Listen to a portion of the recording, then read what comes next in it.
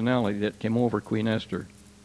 This gentle woman, who had been known by whites and Indians alike as refined, controlled, and peace-loving, was now, after a period of deep and wrenching sobbing, consumed in loud and hateful vows of vengeance.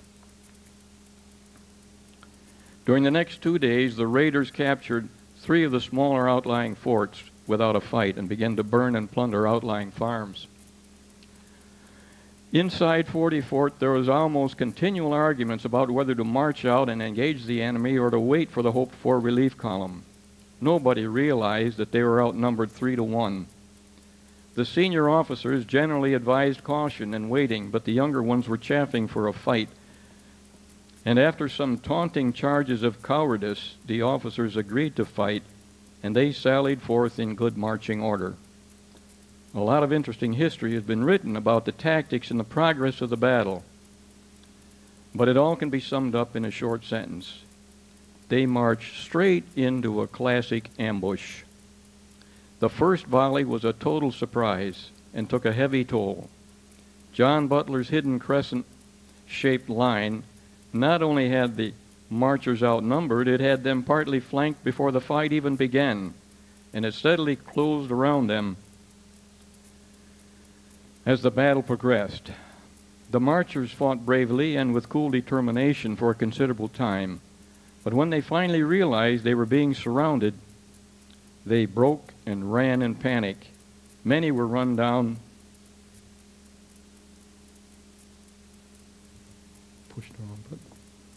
Many were run down and killed as they fled.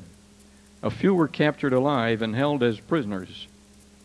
Less than 100 made it back to 40 Fort. Most of the officers were killed.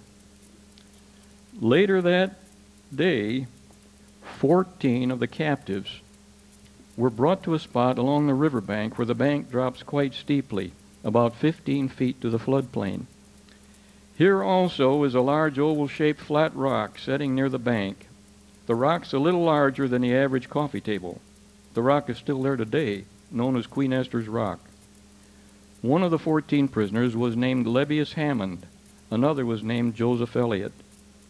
Lebbeus Hammond tells the story that the captives were forced in small groups to kneel with their heads on the rock while Queen Esther, still crazed by the death and dishonoring of Gensho, carried out her vows of vengeance. She was personally executing them one at a time by smashing their skulls with a large war club. Lebbeus Hammond's version of the story goes on to say that he and Elliot were at the rock together and were about to become the last 2 victims. He noticed that whenever Queen Esther was poised with a war club high over her head, the Indians seemed to be transfixed by all of the gore, the sheer drama of the event, and the anticipation of the coming blow. And he whispered to Elliot, "When she gets that club over my head, let's bolt and try to get out of here." When the time came, that's exactly what they did, and in an instant they were both free and running for their lives down the steep bank and into the high vegetation of the lower flats. After a few minutes of desperate sprinting, they separated. Elliot headed for the river, and Lebbeus kept on a path through the woods. Then he tripped and fell headlong down a low bank into a tangled mass of brambles and brush. At the time he thought that surely he would now be caught and killed. To surprise, his pursuers ran right on by him, and he was able to remain hidden until darkness allowed him to make his way back to 40 Fort. Elliot, in the meantime, made it to the river. Being a strong swimmer, was able to make it out into the main stream before his pursuers saw him and started firing. Then, by swimming underwater as much as possible, he avoided all but one of their shots. That one hit him just below his right shoulder and disabled his right arm. But he was still able to swim on his back and keep going until he reached the safety of the far shore. Once on land, he stopped his bleeding by stuffing moss into his wound and made his way painfully back to 40 Fort. Now, there's another side to this story. It's told by all of my Indian friends, whether Delaware or Seneca. They insist that Queen Esther was much too refined and gentle a person to have ever taken part in such a brutal orgy of human slaughter. Similar versions of this story are told in virtually all the white history books, and they're deeply hurtful and disturbing to them. They further point out that some accounts describe the executioner as a very tall, strong woman, and Queen Esther was neither tall nor strong.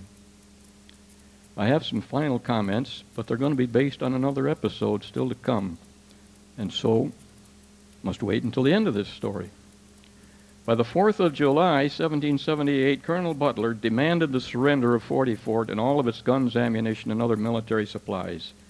He promised to protect the lives of the survivors in the fort, providing they would, in turn, sign a sworn statement that they would never again raise arms against the king. He would not promise to protect any of their property. They, of course, had little confidence in his promises. They were the kind routinely demanded in all similar situations, and history records they were just as routinely broken. But they had no option. And after some token attempts at negotiation, they accepted his terms, with only slim hopes that he would keep his promise about their personal safety. The Indians, of course, were flush with victory and wanted more scalps and more prisoners. Butler, however, was able to persuade them that if they wanted any more help from the king, they would have to obey his orders. There are many stories of atrocities after the surrender of the fort, but most historians today believe them to be exaggerations amplified by every retelling. There was plunder on a grand scale, as was standard practice by all sides in warfare at that time. The Indians and Butler's Rangers both took part in the looting, and everything of value was either carried away or burned. The owners watched helplessly as their most prized possessions, everything of value, was carried away, often demanded and physically removed from the wearer. Finally, the buildings and crops were all burned and destroyed. When the looting and the burning and the destroying was finally finished, Butler and his army left confident they had at last taught the rebels a convincing lesson. Their cause was doomed, and their only safety lay in leaving the Wyoming Valley forever. The survivors, now stunned by the overwhelming loss of so many husbands, sons, and fathers, were now homeless, without food, and with only the clothes on their back. Many of them were too elderly, sick, or wounded to consider the 60-mile trail over rough mountainous and wilderness terrain to Stroudsburg. But again, there was no alternative. Most of them banded together and managed to survive the ordeal. Some of the weakest perished along the way.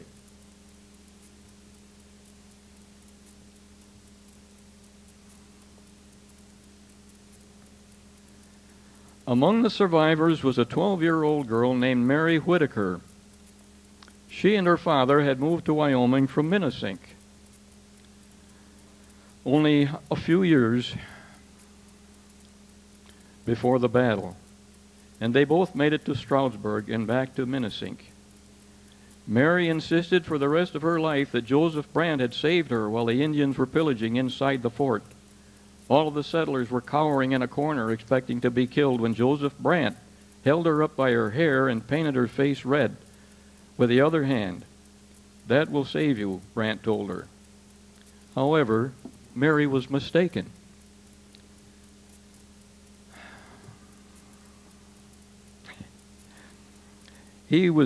Joseph Brant was never at Wyoming that summer. He was known, beyond all question, to have been 70 miles away at Oquaga. Probably the Indian chief who painted Mary's face red was Kaying Waruto. The following year, however, Joseph Brant and his Mohawks did raid Minisink and burned and destroyed all of the buildings and property. This time Mary, now 13, hid with others in a potato hole over which they slid some boards. She remembered being close enough to have touched their feet as they stood talking on the boards, but fortunately they never looked under the boards. 88 years later, Mary's great-great-granddaughter, a young woman named Marietta Doane, married the great-grandson of Lebbeus Hammond, a young man named Jeffrey Sly. I remember Marietta Doane. She was my great-grandmother.